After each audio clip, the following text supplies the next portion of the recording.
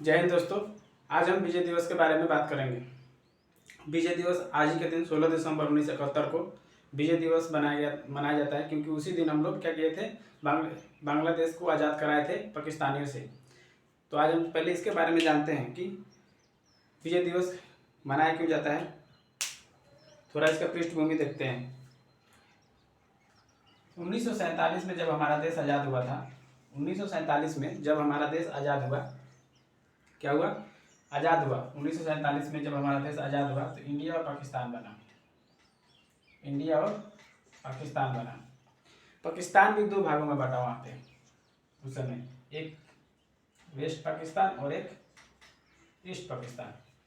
Waste Pakistan का हिस्सा ये था, ये हमारा वेस्ट में है, ये हमारा वेस्ट पाकिस्तान था और ये हमारा ईस्ट पाकिस्तान था। इनकी भौगोलिक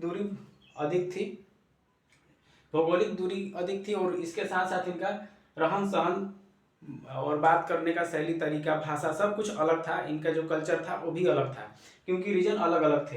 ये इधर बंगाल साइड में आते थे, नॉर्थ ईस्ट को लगते थे, और ये इधर पंजाब के साइड में लगते थे। तो इनका पूरा जो कल्चर था वो अलग अलग था, इनकी भावनाएं भी अलग अलग थी। फिर हुआ क्या कि समय बीतता गया। 1947 के बाद जब इंडिया पाकिस्तान बटा, उसके बाद समय बीतता गया। फिर ये वेस्ट पाकिस्तान वाले और ईस्ट पाकिस्तान वालों में अनबन होना स्टार्ट हुआ। ये अपने दमनकारी नीति इन पे थोपने लगे कि हम जो करते हैं वही तुम करो। ये सिलसिला 1971 तक चला। 1971 के बाद क्या हुआ कि 26 मार्च 1971 को क्या हुआ, ईस्ट पाकिस्तान वालों ने क्या किया, एक अपना अलग देश की मांग की।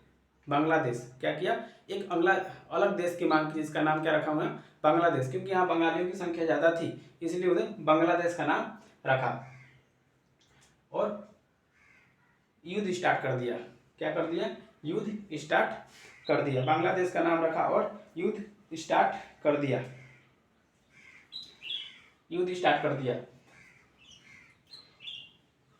इसमें युद्ध स्टार्ट हो गया। और अब क्या हुआ, वेस्ट पाकिस्तान वाले जो थे हिंदू बंगालियों को ज़्यादा टारगेट कर रहे थे।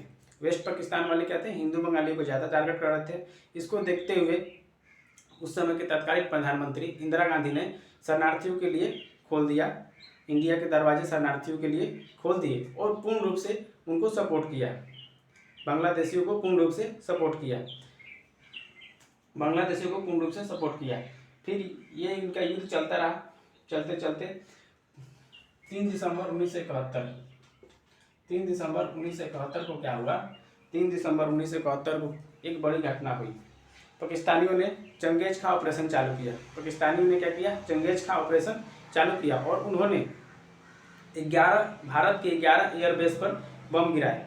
उन्होंने क्या किया, भारत के 11 एयरबेस पर बम गिराए और ताजमहल को भी नुकसान पहुंचाने की कोशिश की थी, लेकिन खुफिया जानकारी मिली, उससे पहले खुफिया जानकारी मिली थी और उन्होंने क्या किया था, ताजमहल को भारतीयों ने पत्ती और डालियों से ढक दिया था।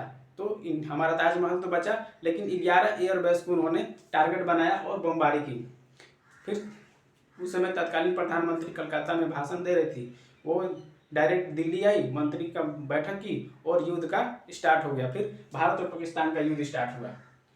तो 3 दिसंबर 1971 से भारत और पाकिस्तान का युद्ध स्टार्ट हुआ और ये युद्ध चलता रहा 13 दिसंबर 1971 तक भारतीय सेना और ये ईस्ट पाकिस्तान की जो सेना थी उनके साथ ये सेना मिलके बांग्लादेश में ढाका की ओर पहुंच गए और उन्होंने क्या किया, वहाँ पे एक बड़ी सेना को चारों ओर से घेर लिया। पाकिस्तानियों की एक बड़ी सेना को चारों ओर से घेर लिया और दूर से ही बमबारी करके ये शो कर रहे थे कि हम संख्या में ज़्यादा हैं, हमारे पास ज़्यादा इक्विपमेंट है, अगर आप सरेंडर नहीं करते हो, आत्मसमर्पण नहीं करते हो तो मारे जाओगे। ये रणनीति के साथ वो आगे बढ़ते गए और 13 दिसंबर तक ढाका तक पहुँच गए। उसके बाद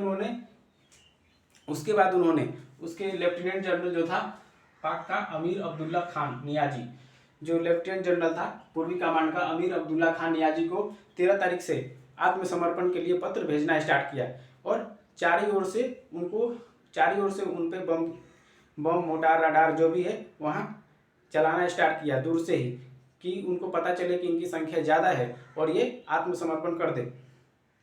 फिर 16 दिसंबर को क्या हुआ, एक मीटिंग था। 16 दिसंबर को एक मीटिंग था और गवर्नर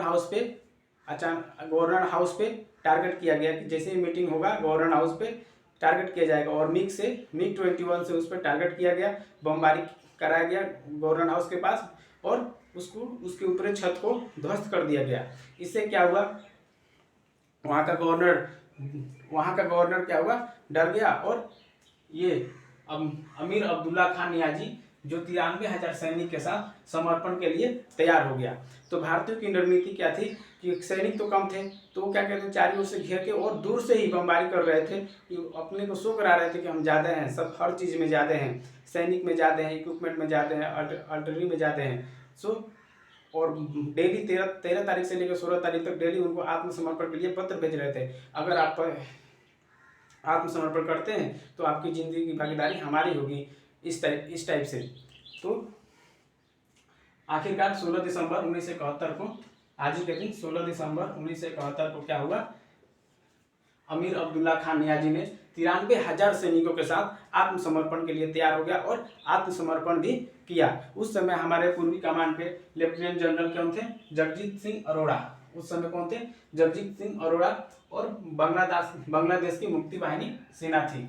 उस समय हमारे लेफ्टिनेंट जनरल कौन थे वहाँ के, जगजीत सिंह अरोड़ा, और बांग्लादेश की मुक्ति वाहिनी सैनिकों के सामने अमीर अब्दुल्ला खान नियाजी की 93,000 सैनिक क्या हुए, आत्मसमर्पण कर दिया। और इतिहास का यह सबसे बड़ा आत्मसमर्पण हुआ, जहाँ 93,000 सैनिक कुछ चंद सिपाहियों के सामने समर्पण कर दिए। ये इंडिया की रणनीति थी, कूटनीति थी, जिसके आगे वो झुक गए। तो इस तरह 16 दिसंबर 1971 को ये ईस्ट पाकिस्तान था जो बांग्लादेश बन गया। ईस्ट पाकिस्तान बांग्लादेश बन गया। ये अब ईस्ट पाकिस्तान बांग्लादेश बन गया। और यहाँ की राजधानी कहाँ बनी, ढाका।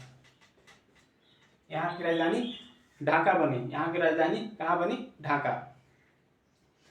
यहाँ की राजधानी ढाका बनी। और उस समय के जनरल कौन थे, जनरल मानिक शाह थे। उस समय के जनरल कौन थे, मानिक शाह थे। उस समय के जनरल मानिक शाह थे, हमारे इंडिया के उस समय के जनरल मानिक शाह थे। उनके कूटनीति से ही हम यह युद्ध जीत पाए थे। तो ये आज का वीडियो विजय दिवस के उपलक्ष्य में था।